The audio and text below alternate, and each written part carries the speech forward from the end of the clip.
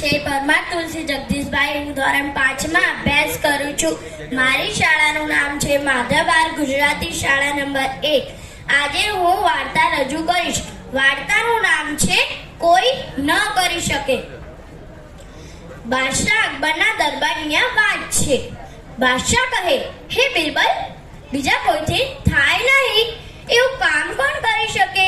બિરબલ કહે, નાના છોકરા. બાદશાહ કહે, ઠીક, ગપ્પો લગાવ્યો. બિરબલ કહે, ત્યારે જોજો ને કોઈ વાર. બાદશાહ કહે, ઠીક, ત્યારે. બાદશાહ તો બિરબલ સાથે થયેલી વાત ભૂલી ગયો. એક દિવસ બિરબલ શેરીમાં ગયો. જઈને કહે, એલા છોકરાઓ, અહીં આવો. ત્યાં તો છોકરાઓની ટોળી આવીને ઊભી રહી. બિરબલ કહે, એલા એક કામ કરશો? છોકરાઓ કહે, હા હા, જે કહો તે કરશું. બિરબલ કહે, જાઓ તારે આ ઘર છે ને એની પાસે ધૂળનો ઢગલો કરવા માંડો. જોજો, જે એક ધાબળી ધૂળ નાખે એને 1 પાઈ અને જે 2 નાખે એને 2 પાઈ આપીશ. છોકરાની જાન 1 2 3 4 એમ કરી આખી શેરીના છોકરાઓ ભેળા થયા. એ તો ધાબળીએ માંડ્યા ધૂળ નાખવા. ત્યાં તો બીજી શેરીના છોકરાઓ આવ્યા, ત્યાં ત્રીજી શેરીના આવ્યા, એમ કરીને આખા ગામના આવ્યા.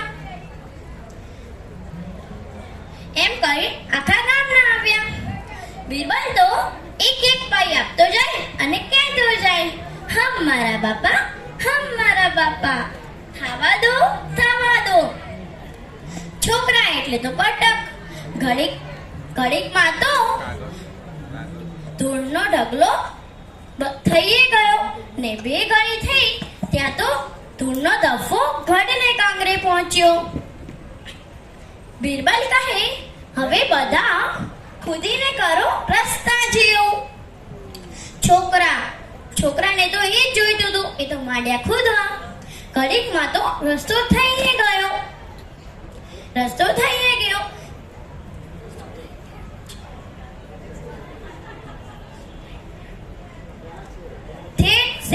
શેરીમાંથી ઠેઠ ઘર ઉપર જવાય એવો રસ્તો બની ગયો. બિરબલ કહે, હવે બસ.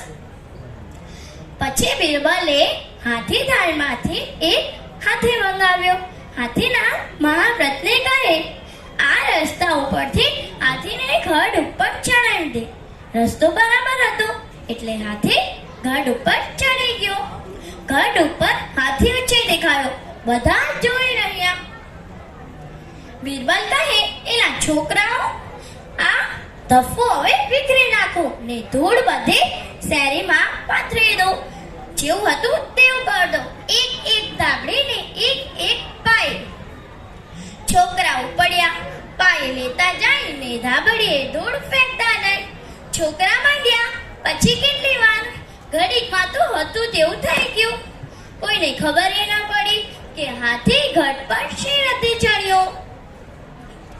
પછી બિરબલ કહે, એલા છોકરાઓ, હવે ચાલ્યા જાઓ. હું બોલાવું ત્યારે પાછા આવજો. છોકરા તો બધા ચાલ્યા ગયા.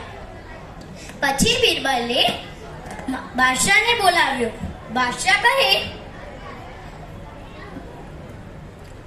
કહે, હે બિરબલ, આ હાથી ઘટ પર શી રીતે ચડ્યો? બિરબલ કહે, સાહેબ, નાના છોકરાઓએ ચડાવ્યો. બાદશાહ કહે, શી રીતે? બિરબલ તો બધી વાત કહે છે. બાદશાહ ખુશ થયો.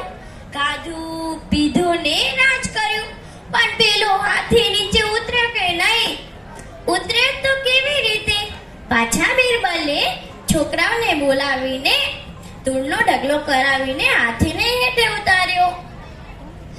અહીં હું મારી વાર્તાને પૂર્ણ કરું છું. ખૂબ ખૂબ ધન્યવાદ.